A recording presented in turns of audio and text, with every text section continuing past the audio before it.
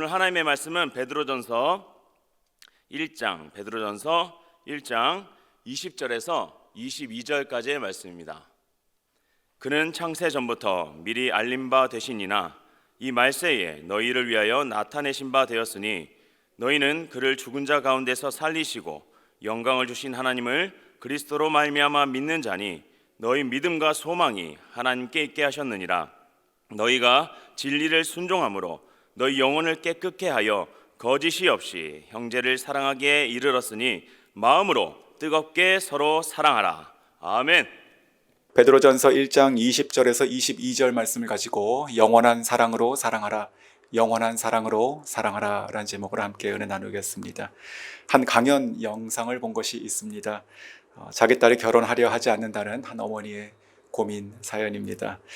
딸이 먼저 말을 이렇게 했습니다. 사실 저도 엄마 아빠가 결혼하고 사시는 걸 보면서 나도 빨리 결혼을 하고 싶다 이렇게 생각했습니다. 근데 그때 그 어머니가 그 말을 끊고 이렇게 이어가시는 것이었어요. 그런데 문제가 생겼습니다. 애 아버지가 심장수술을 받다가 갑자기 돌아가셔서 아이가 충격을 받았는지 그 이후에는 완전히 생각이 바뀌었습니다. 이제는 결혼 생각이 없는 건지 늦추는 건지 모르겠습니다. 자, 그때 강연자가 그 얘기를 다 조용히 듣고 나서 이렇게 조심스럽게 말을 이어갔습니다. 이해가 조금 되는 것 같습니다. 나는 엄마가 너무 좋고 또 아빠가 너무 좋고 이렇게 살고 싶다 이렇게 꿈꿨는데 아버지가 갑자기 돌아가시는 것을 보면서 그런 생각이 들었군요. 그러더니 잠시 머뭇거리더니 그 딸을 향해서 이렇게 말을 이어갔습니다.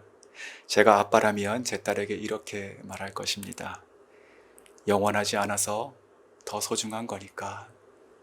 엄마하고 아빠가 산 것처럼, 아빠가 너에게 그렇게 한 것처럼 너도 그런 사람 만나고 그런 아이 낳아라. 이 순간 그 딸이 울기 시작했습니다. 그리고 강연자는 이렇게 말을 맺었습니다. 아빠를 그렇게 기억해줘서 고맙다. 자, 사람은 누구나 죽습니다. 그리고 자식은 그 부모의 사랑을 이어서 사랑하며 살아가죠. 그래서 사랑은 한 사람의 인생보다 긴 것 같습니다. 그런데 이렇게 다른 사람으로 이어가는 사랑이 아니라 내가 영원한 사랑을 할 수 있을까요? 정말 영원한 사랑으로 지금과 영원히 사랑하며 살 수 있을까요? 저희가 그런 사람들입니다. 예수 그리스도가 영원하시지요. 그리고 그분 안에 우리가 영생을 얻은 자입니다. 그러니 우리가 사랑하고 살아가는 것은 영원한 사랑으로 살아가는 것입니다. 영원하지 않아서 더 소중한 것이다. 그 말보다 아마도 영원한 것이니 영원한 사랑이니 더없이 소중하다 이렇게 말할 수 있을 것이에요. 자, 영원한 사랑으로 사랑하시는 자, 여러분 다 될 수 있기를 원합니다. 자, 그런 관점으로 오늘 본문을 살펴보겠습니다. 20절 그는 창세전부터 미리 알린 바 되신이나 이 말세에 너희를 위하여 나타나신 바 되었으니. 자, 여기서 그는 누구이죠? 그리스도입니다. 그리고 이분이 누구신지는 18절과 19절에 나왔었습니다. 우리를 대속하신 분, 즉 대속, 대신 죄의 값을 치루사 나를 속량하신 분이죠. 그런데 무엇으로 그 값을 치루셨나요? 바로 음이나 금과 같이 없어질 것이 아니라 오직 흠없고 점없는 어린 양 같으신 그리스도, 그분 자신의 보배로운 피로 하셨다고 말씀하셨습니다. 그리고 나서 이어서 오늘 20절에 시작이 됩니다. 그는, 날 위해서 보배로운 피를 흘리신 그 그리스도는 창세 전부터 계신 분, 또 말세에 우리를 위해서 나타나신 분이십니다. 자, 창세 전부터, 세상이 존재하기 전부터, 우리가 태어나기 전부터 계신 그리스도. 이 말씀 보면서 비슷한 구절이 하나 떠올랐습니다. 에베소서 1장 4절 말씀입니다. 곧 창세전에 그리스도 안에서 우리를 택하사 우리로 사랑 안에서 그 앞에 거룩하고 흠이 없게 하시려고. 자, 오늘 베드로전서 1장 20절과도 상통하시어 그 베드로와 바울이 성령 안에서 한 말을 하고 있다 생각이 듭니다. 그 에베소서는 베드로가 그 로마에서 그 옥중에서 쓴 서신이죠. 그리고 또 베드로도 지금 이 베드로 서신을 아마도 비슷한 시기에 로마에서 썼다고 저희가 생각합니다. 그러니 두 사람 모두 다 영원하신 그리스도에 대해서 지금 같은 말씀을 하고 있습니다. 그분은 창세 전부터 계셨고 또 미리 알린 바 되셨으며 우리를 택하시고 사랑하셨습니다. 창세 전부터 나를 사랑하셨다 믿으십니까? 그런데 생각하면 참 믿기가 어려운, 그런 이해하기가 어려운 말이기도 하지요. 제가 며칠 전에 한 캄보디아 가정을 만나서 상담을 했었는데, 그때 그 아버지가 그 5살 된 아들을 데리고 나왔습니다. 그리고 저희는 그 두 부부의 그 살아온 이야기들을 쭉 듣고 또 교제를 나눴었는데, 20년 전에 처음 만나서, 그러니까 10대 때 처음 만나서 교제하고 결혼하고 또 아이를 주고 또 지금 이렇게 하나님을 섬기는 가정으로 어떻게 왔는지 이런 얘기를 쭉 나누며 참 감사한 시간이었습니다. 그러면서 그 아이를 이렇게 안고 얘기하다가 문득 그 아이에 대한 얘기를 했는데, 이 아이가 참 귀하다 이런 얘기를 하면서 이 아이를 어떻게 우리가 품었는지, 또 기도했는지, 사랑했는지, 그리고 하나님께서 어떻게 이 아이를 주셨는지, 지금 이렇게 이 아이가 자라서 5살이 되어서 내 품에 있는지 그런 얘기를 나눴었습니다. 자, 그러면서 제가 그 말을 듣고 깨달은 것이 있었습니다. 이것이 바로 하나님의 사랑이구나. 내가 모태에서 조성되기 전에 나를 사랑하셨다는 그 말씀이 바로 이 말씀이 아닌가, 그런 생각이 들었습니다. 그래서 그 주님께서 나를 위하여 십자가에 달려 돌아가신 것이고 죄에서 구속하셨고 내가 하나님의 자녀가 된 것이지요. 지금도 우리를 위해 나타나신 바 되셨다고 성경이 말씀하십니다. 창세전에 계셨고 또 지금도 나와 계시고 이후에도 영원히 계실 분, 바로 그리스도, 그분은 영원하신 분이십니다. 그분은 영원하신 분이십니다. 아멘. 자, 그분이 영원하시다면 그분의 모든 속성들은 다 영원하신 것이고 그분께서 말씀하신 모든 말씀은 다 영원하신 것이죠. 자, 말씀을 묵상하며 찬송가가 하나 떠올랐습니다. 영원하신이란 가사가 들어가 있는 찬송이에요. 그 찬송가 405장입니다. 주의 친절한 팔에 안기세. 자, 이 찬송 제가 잘 알죠. 후렴에 이런 말이 나옵니다. 주의 팔에, 영원하신 팔에 안기세. 영원하신 팔이란 표현이 참 좋지 않습니까? 그분의 팔은 영원하십니다. 자, 이 영원하시다라고 하는 이 단순한 정말 진리를 반복적으로 넣어서 그 찬송가 1절 가사들을 다시 한번 이렇게 생각해 봤어요. 주의 친절한 팔의 안기세는 주의 영원히 친절한 팔의 안기세가 되죠. 그리고 우리의 마음이 평안하리니는 우리의 마음이 영원히 평안하리니. 그리고 주의 친절한 팔의 안기세, 우리가 영원히 안기세. 또 우리 마음이 우리가 항상 기쁘고 영원히 복이 되겠네.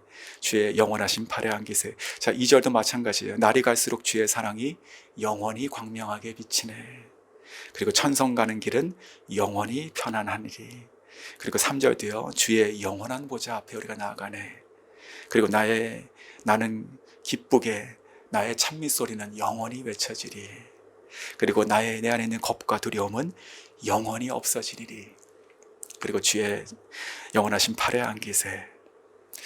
자, 그렇게 한 가지만 넣어도 이 찬송 가사가 정말 새롭게 들리고 저에게 새롭게 다가옵니다.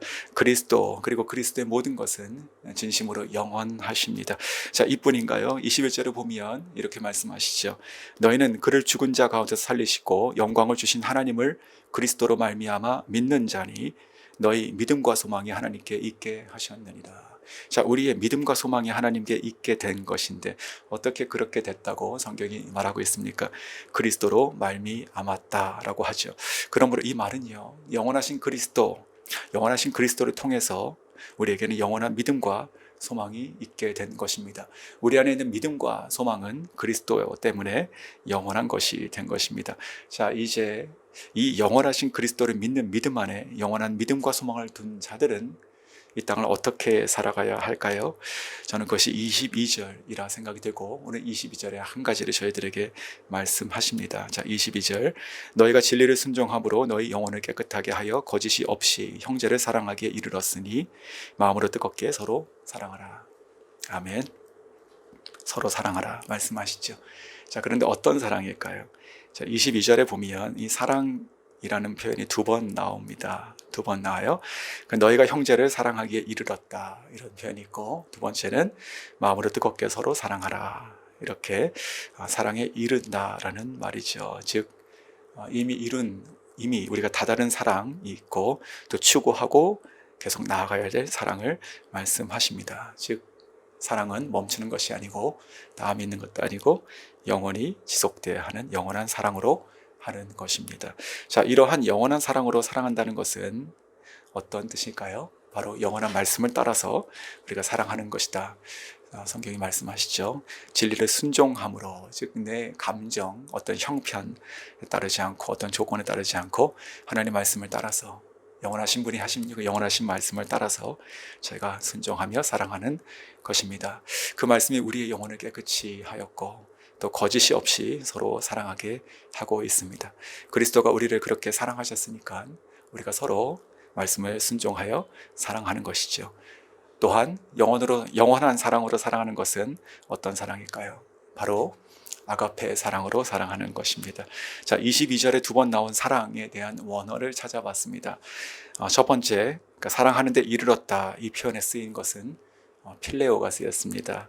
그리고 두 번째, 뜨겁게 서로 사랑하라 라고 하는 두 번째 사랑에서는 아가페를 쓰고 있습니다. 즉 형제간의 우정, 어떠한 그런 사랑에서 멈추지 말고 우리가 절대적인 하나님의 사랑의 수준으로 서로를 사랑하는 대로 나아가라 라고 말씀하시는 것이죠. 자, 이것은 다른 말로 하면 과한 사랑을 하라는 것입니다. 과한 사랑. 사랑할 만하니까 그거보다 조금 더 사랑해주는 그런 것이 아니죠. 사랑할 수 없는 존재를 사랑하는 것입니다. 그리고 우리가 사랑을 받았으니까 그 받은 것보다 조금 더 돌려지는 너그러운 사랑이 아니라 받은 것이 없으나 전적으로 베푸는 사랑도 해야 된다는 것이죠. 로마서 5장 8절 말씀에 그렇잖아요. 우리가 아직 죄인 되었을 때 그리스도께서 우리를 위하여 죽으심으로 하나님이 우리에 대한 사랑을 확증하셨다고 말씀하시는데, 우리가 아직 죄인 되었을 때, 즉 우리에게는 아무런 사랑을 받을 자격이 없던 그때에 그리스도께서 우리를 전적으로 사랑하시고 자기의 생명, 보배로우신 피를 주사 죽으셨습니다. 이것이 바로 아가페의 사랑이죠. 예수님께서 말씀하십니다. 내가 너희를 사랑한 것처럼 너희가 서로 사랑하라. 이것이 내가 너희에게 주는 마지막이요 또한 새로운 계명이다 말씀하십니다. 자, 또한 영원한 사랑으로 사랑한다는 것은 주님이 회복하신 사랑으로 사랑하는 것입니다. 주님이 회복하신 사랑으로 사랑하는 것입니다. 자, 필레오가 아니라 아가페로 사랑하라는 이 말씀 지금 누가 하고 있습니까? 베드로가 하고 있죠. 자, 베드로는 예수님과 함께 있을 때 참 두 가지 위대한 고백을 한 사도입니다. 첫 번째 고백은 주님 그리스도시여 살아계신 하나님의 아들이십니다 라고 하는 고백을 하죠. 마태복음 16장에서요. 그래서 예수님께서는 이 고백 위에 예수님의 교회를 세우십니다. 그리고 두 번째 고백은 요한복음 21장에 나오는 고백이라 생각이 드는데, 시몬아 내가 나를 사랑하느냐 라고 물었을 때 베드로가 3번 고백합니다. 주님, 내가 주님을 사랑합니다. 그런 줄 아십니다. 그때 주님께서는 이 고백을 따라서 하나님의 양떼를 맡기시고 먹이라 하셨습니다. 즉 이 베드로의 두 고백은요, 예수님의 교회를 세우셨고 성도를 맡기시는 고백이 되는 위대한 고백인 것이죠. 자, 이런 관점에서 베드로는 인간이 낳은 자 중에서 가장 위대한 복을 받은 사람이 아닐까 저는 이렇게 생각이 듭니다. 주님께서 교회를 세우시고 주님의 양떼를 맡기신 고백을 한 사람이니까요. 자, 이 베드로가 지금 주님을 사랑한다고 고백했던 그것을 좀 생각해 보겠습니다. 요한복음 21장에 나오는 이야기인데, 부활하신 주님이 3번 물으시고 3번 똑같은 대답을 하는 것을 저희가 잘 알고 있죠. 그런데 이 3번의 물음과 그리고 대답에 들어가 있는 이 사랑하느냐, 사랑합니다라고 하는 표현은 원어를 들어가면 좀 다른 것을 저희가 발견할 수 있게 됩니다. 예수님께서 첫 번째 질문하실 때 내가 나를 사랑하느냐라고 물었을 때는 내가 나를 아가페로 사랑하느냐 이렇게 물으십니다.